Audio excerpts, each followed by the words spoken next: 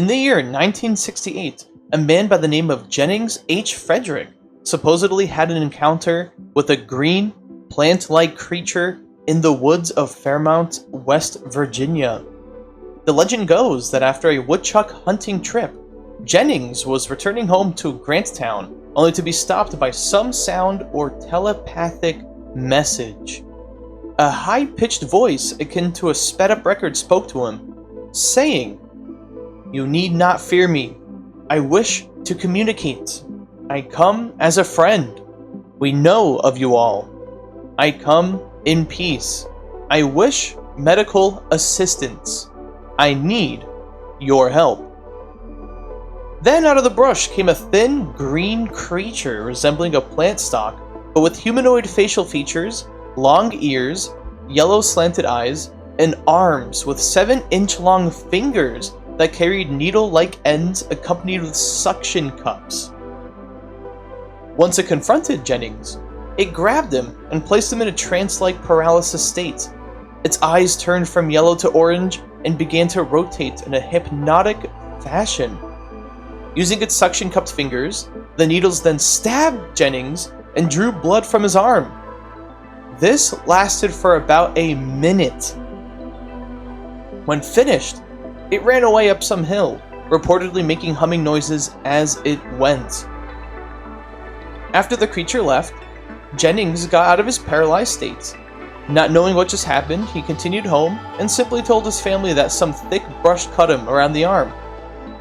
This story was supposedly passed along to Gray Barker, where he shared the story out in newsletters and his writings of UFO encounters. Gray Barker was a famous West Virginia ufologist and publisher who actually popularized the alien Men in Black lore that we hear about today. His writings of this event and publications made the legend live on. Gray Barker named and published this case first in his newsletter, Gray Barker's Newsletter 1976, and the cover art was made by artist Jean Duplantier. Brad Steiger later reprinted the account in Alien Meetings 1978, which then was spread out to make the tale more than just a local legend. Supposedly, a separate family tale also mentions Jennings' mother earlier did see a small tethered entity collecting soil near a domed craft by their home. But this extra side tale is much more remote than the actual legend itself and wasn't included in the original publications. But some believe it does hold some evidence for this being a UFO story or legend. Also interestingly, there is now an annual festival to celebrate the legend in Fairmont, West Virginia. At the West Virginia Folklife Center, earlier this year in fact, they had a Veggie Man Day celebrating the legend. This is the second year it's happened.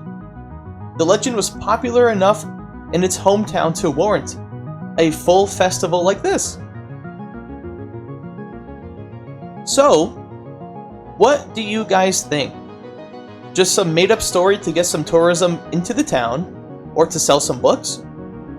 Or did the original story hold some merit? If Gray Barker is to be believed, this very well may be some interesting account of a creature not known to man, potentially out of this world. So let's take a cryptid clue.